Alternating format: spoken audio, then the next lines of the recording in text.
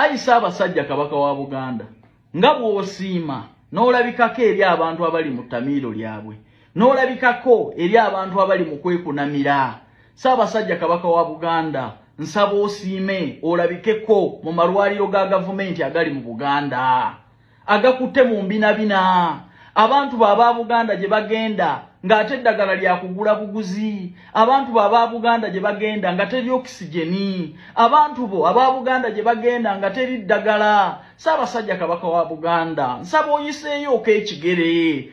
Osanga gwe bw'onaalaba embeera eri mu malwaliro ga gavumenti onaasobola okugamba ku mukulu munno nti ebintu bibi mu malwaliro ga gavumenti. Abalwadde bagendayo naye ate eddagala lya kugula bweru. Abantu batuukayo nga teri okisigeni, obutanda bwa kusasula, omuntu wassa obuluba, luumu tezimala balwadde. Ssaabasajja Kabaka wa Buganda nga bw'oyisa ekigere mabiiki ga wano mu Buganda gonna, luli wali ku Eko, ku Lido watuukayo, buli biiki yonna ogigenzeeko eri abantu abali mu kwetamirira, bantu bali mu buseegu bwabwe. Ssaabasajja n'osiima n'obonekako gye bali. Nsaba otuukeko mu balwadde abali mu Buganda malwaliro ga gavumenti agakutte mu mbinabina. Ssaabasajja oyiteko mu masomero ga Buganda wano aga gavumenti olabe nti abaana batuula ku ttaka, olabe nti abasomesa n'ekyoko tebazirina, olabe nti abaana bali mu masomero tebalina bye balya, abantu basomera mu bigere, ebizimbe bikutte mu mbinabina. Ssaabasajja osanga gwe anaatugambira ku mukulu munno nti ebyenjigiriza biri bubi mu ggwanga Uganda.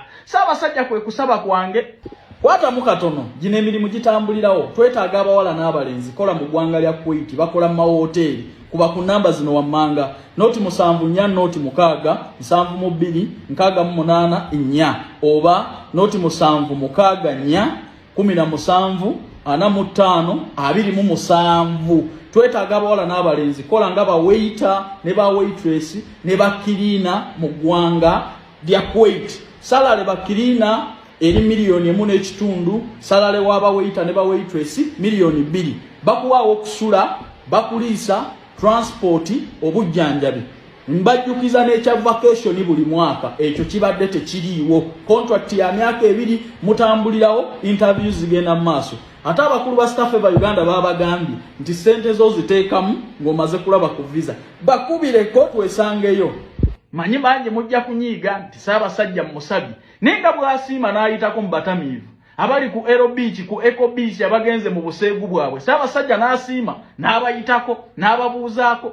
Nsaba Ssaabasajja Kabaka wa Buganda asiima ayiteko mu malwaliro ga gavumenti, ayiseeyo ku kigere alaba abantu abalwadde bwe basula mu nkuubo, alaba abantu bwe bateerako amacupa ku ttaka, alaba abantu bwe batuma eddagala okuligula ebweru naye ng'atazze mu ddwaliro, alaba abantu bwe bafa nga teri okisigeni. Ssaabasajja Kabaka wa Buganda osanga eddoboozi lyo linaatugambira ku mukulu nti amalwaliro abagula eddagala sente babba nzibe, oxygen teri, ebitanda tebimala bantu, luumu tezimala bantu, emergencies nfunyo, amalwaliro ga gavumenti n'amasomero ga gavumenti ebizimbe bifu, bantu tebalina we batuula. Bannange Ssaabasajja ojja kubyetegerera ng'otuuse mu bifo ebyo.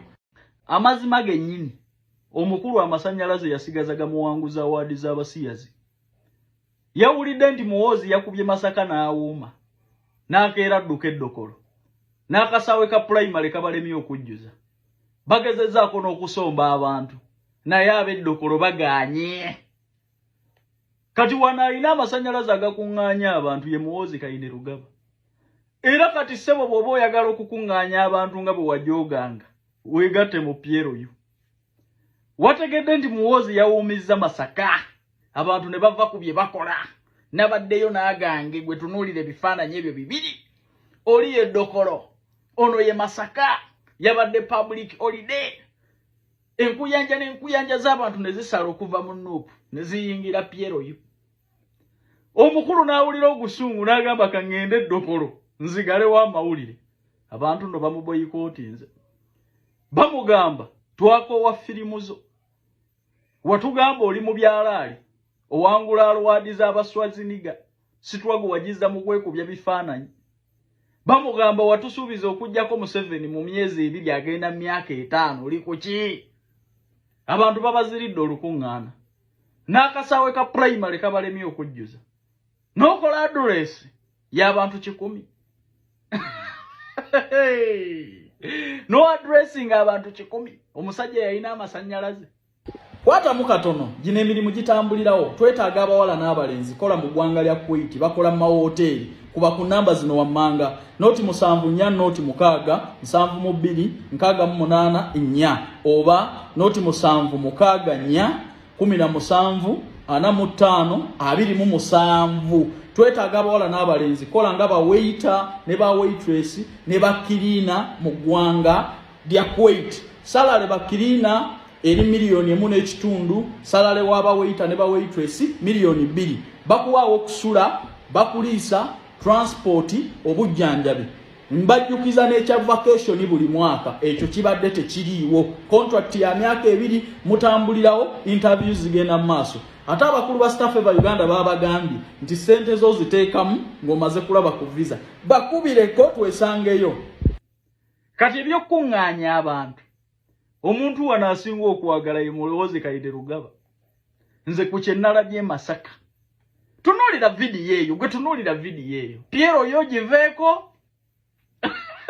oba ogibeereko ogw'eddalu toyinza kuwakanya maanyi g'abantu Mulowoozi Kainde Rugaba wano kati yaliko amasannyalaze omusajja yadduse eddokolo yalemeddwa wadde okuŋŋaanya abantu abawera 100 tunuulira abantu namungi w'omuntu nze mwennyini nakutte ne kamera n'ekoma eya iPhone 15 ku namungi w'omuntu eyabadde Amasaka abantu baleseeyo okulima baleseeyo emirimu gyabwe bagende babeerewo ng'evvuunika erisooka litemebwa ery'okukyusa obukulembeze bw'eggwanga lino mukulu n'awulira obusungu bungi nnyo n'adduka eddokolo alemereddwa wadde okuŋŋaanya abantu abawera 100 nze nabagamba nti omukulu amaanyi yasigaza gawangula awaadi z'abasiyazi naye wano mukuŋŋaanya abantu kati omwagalwa w'abangi pulezidenti w'abantu ye Mulowoozi Kainde Rugaba era kati kwenfiira